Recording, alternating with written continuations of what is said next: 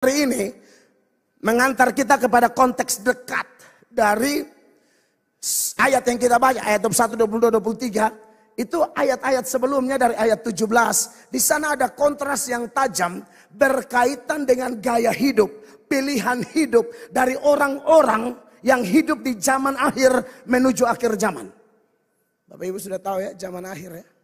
Zaman akhir itu satu periode antara kedatangan Yesus yang pertama waktu Natal sampai kedatangan Yesus yang kedua, itu namanya zaman akhir. Pas kedatangan Yesus yang kedua, itu namanya akhir zaman. Sekarang belum akhir zaman. Ini zaman akhir menuju akhir zaman. Zaman akhir adalah zaman sebelum akhir zaman. Akhir zaman adalah akhir dari zaman akhir yang sedang kita jalani. Kita sekarang ini ada di zaman akhir menuju akhir zaman. Dan salah satu fenomena yang tidak bisa dilupakan, yang diinformasikan oleh kitab suci, yang pasti terjadi, sedang terjadi dan semakin meningkat adalah terjadinya kebejatan moral, terjadinya dekadensi moral, terjadi penurunan nilai-nilai kehidupan yang normal, yang normatif, bahkan yang alkitabiah itu merosot total. Makanya kekasih Tuhan, kalau kita lihat dari ayat 17 ya, ayat-ayat sebelum ayat yang kita persoalkan, dia bilang begini, 17. Tetapi kamu saudara-saudaraku yang kekasih, ingatlah akan apa yang dahulu telah dikatakan kepada kamu oleh rasul-rasul Tuhan kita Yesus Kristus. Sampai di sini. Jadi ini bukan peringatan baru, ini peringatan yang sudah berulang-ulang.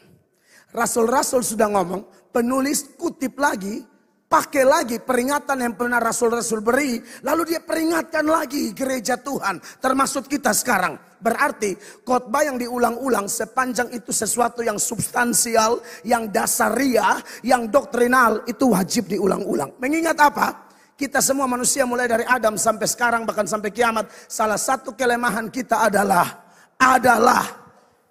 ingatan kita gampang berkarat. Ingatan kita gampang tumpul. Makanya untuk ibadah saja hukumnya apa? Ingat dan kuduskan hari Sabat. Apalagi kasih kita. Kasih itu sesuatu yang sangat besar. Tapi paling gampang hancur. Apa maksudnya? Paling gampang dingin. Paling gampang suram. Makanya ada ayat bilang kasih sebagian orang semakin dingin. Ada yang bilang kamu telah meninggalkan kasih mula-mula. Dulu awal bertobat. Kunci kamar tuh menyembah, menangis. Baru satu lagu, dia sudah rasa Tuhan. Aduh, sudah rasakan kasih Tuhan, sudah rasakan jamahan Tuhan. Sekarang 10 lagu, mulai Talita Dodo, John Tanang, Masius Otu, nggak ngefek semua. Dulu 1 lagu, ngalir, selesai. Dan itu keluar tuh plong banget. Kalau cuma nangis dan Tuhan tuh kan keluar tuh semangat. Saudara pernah rasa ya anak-anak Tuhan yang pernah mengalami kasih mula-mula. Saya sulit menjelaskannya. Tapi kebanyakan di antara kita punya pengalaman yang sama tuh. Kalau sudah nangis di hadapan Tuhan. Orang kupamnya supoa semua. Securahkan hati di hadirat Allah. Oh haleluya. Wow.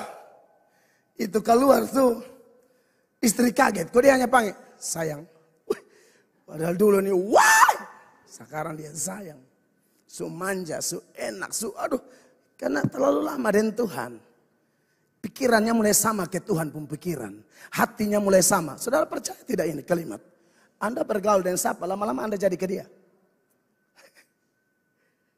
Anda bergaul dengan siapa, lama-lama Anda jadi ke dia. Gaya beromong, saudara gaya angka bahu.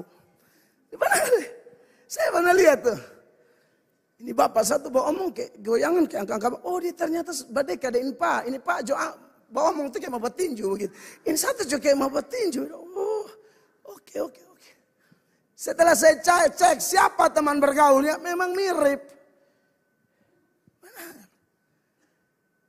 Setelah lihat orang-orang Jawa yang di Kupang sekarang.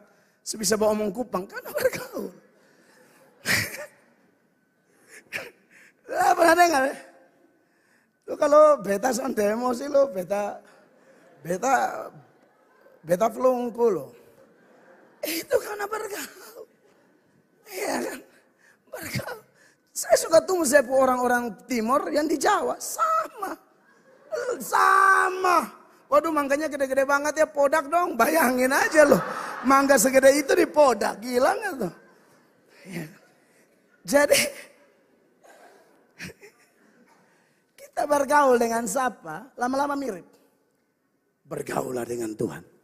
Bergaulah dengan Roh Kudus. Bergaulah dengan Yesus. Bergaulah dengan firman-Nya. Engkau lama-lama lihat nanti karaktermu. Mungkin engkau belum sempurna. Dan memang Alkitab bilang kau tidak mungkin sempurna di dunia ini. Tapi engkau akan tambah dewasa. Ada satu godly passion di dalam diri saya dan saudara. Amin, kekasih Tuhan. Sehingga kita bisa ngefek, bisa berdampak bagi orang lain. Bisa berbelas kasihan kepada orang lain. Ya. Nah saudara, makanya ini diulang-ulang terus. Supaya kita jangan dingin. Supaya kita jangan berkarat. Supaya kita jangan setengah-setengah atau suam-suam. Alkitab bilang mau panas-panas, mau dingin-dingin. Suam-suam aku muntahkan kau. 18, perhatikan Bapak Ibu terkasih. Sebab mereka telah mengatakan kepada kamu, menjelang akhir zaman akan tampil pengejek-pengejek yang akan hidup menuruti hawa nafsu kefasikan mereka. Ya ini kan zaman akhir ya. Mau menjelang akhir zaman nanti ada grup pengejek. Waduh ini jamak ya, pengejek-pengejek itu banyak sekali. Dan salah satu yang menjadi korban ejekan, korban bully dari waktu ke waktu sampai hari ini adalah kelompok kita. Kristen, iman kita, agama kita.